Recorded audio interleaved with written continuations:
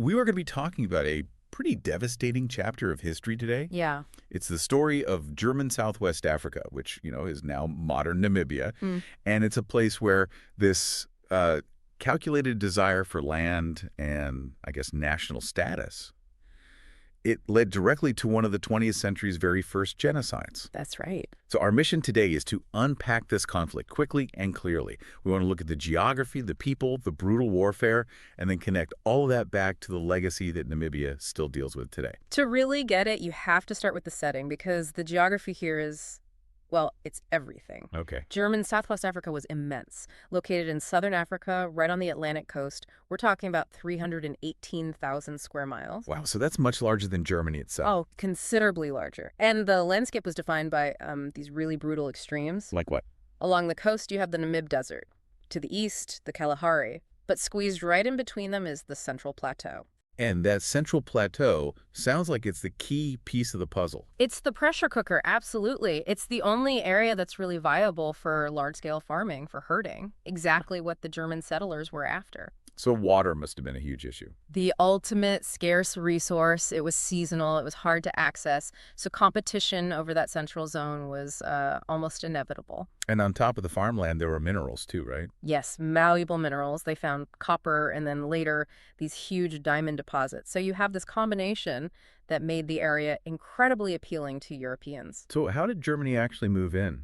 It started, surprisingly, on a very small scale. In the early 1880s, a merchant, Franz Luderitz, he purchased a small coastal strip from a local chief. I'm guessing the price wasn't exactly fair. Laughably low. It was a classic case of colonial exploitation. And then the government gets involved. But I heard that Chancellor Bismarck was actually against colonies at first. He was. He thought they were expensive, a military burden, but he was under a lot of pressure. Oh. Businessmen who saw a massive financial opportunity and, nationalists who wanted Germany to have a global empire like Britain and France. The whole place in the sun idea. Exactly. So that desire for prestige won out. In 1884, Germany officially declares it a protectorate, and colonial rule begins. Settlers start arriving, wanting to farm cattle and sheep. And they went straight for that Central Plateau. Straight there, instantly creating tension with the communities who had lived there for centuries. Let's talk about those communities. Who was there before the Germans arrived? Well, you have these highly organized societies. The two main groups we focus on because they led the resistance are the Herero and the Nama. Okay, the Herero and the Nama. Herero were primarily cattle herders. And for them, livestock wasn't just food, it was everything. Wealth, status, their whole culture. And the Nama. They lived further south.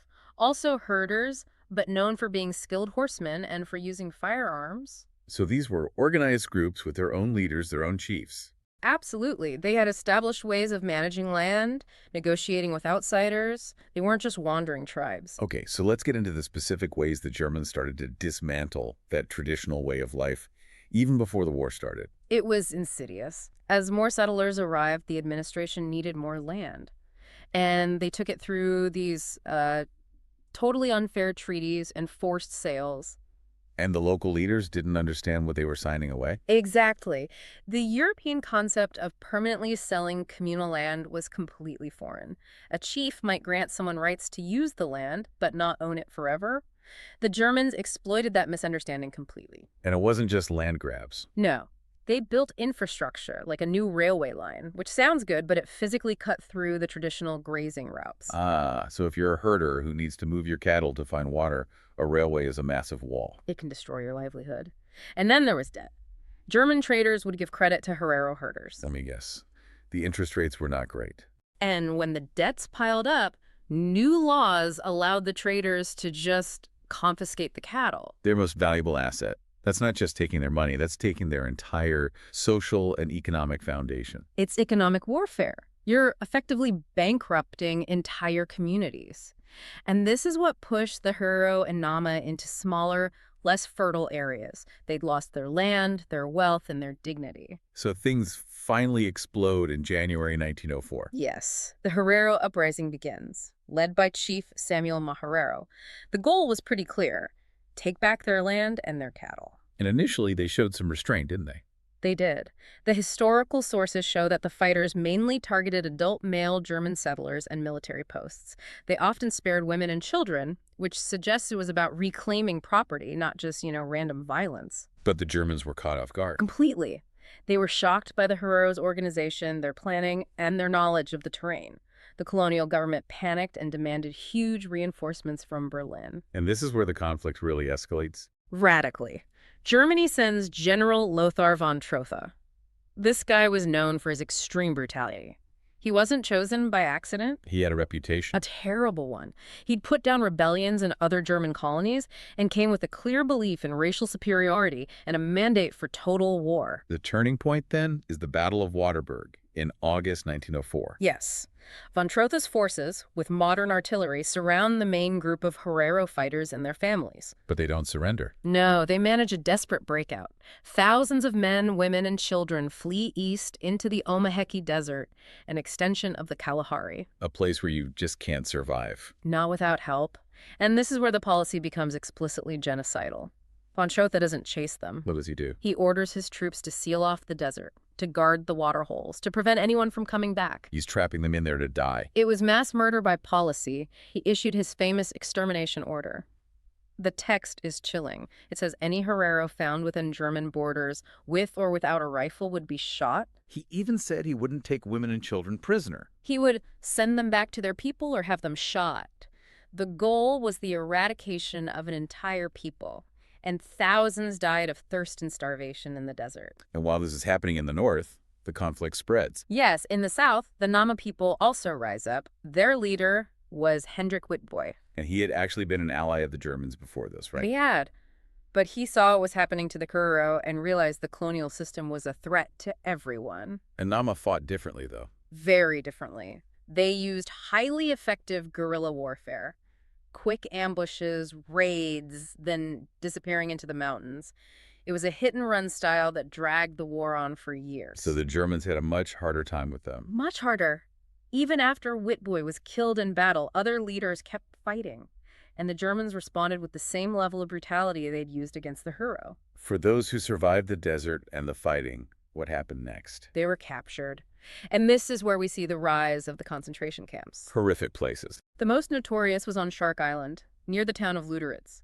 It was chosen specifically for its harsh, isolating climate. So you have people on this bare, rocky island exposed to freezing Atlantic winds. With very little food, almost no shelter, no sanitation, disease just spread like wildfire. And they were forced to work. Forced labor. They were used as slaves to build railways and other infrastructure for the Germans. The goal was to punish them and extract every last bit of economic value from them before they died. The death rate must have been staggering. It was. Historians estimate that nearly half the prisoners in these camps died. From exhaustion, malnutrition, typhus, scurvy. It was a systematic process of destruction. So let's just summarize the numbers here. The demographic devastation. It's a generational catastrophe. The Herero population was reduced by about 80%, from maybe 80,000 people down to 15,000. 80%. And the Nama. Their population was cut in half, reduced by about 50%.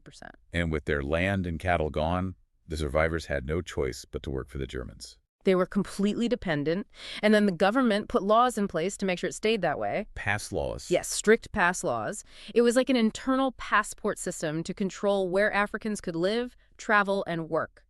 It locked in a rigid racial hierarchy, with Europeans on top and everyone else at the bottom.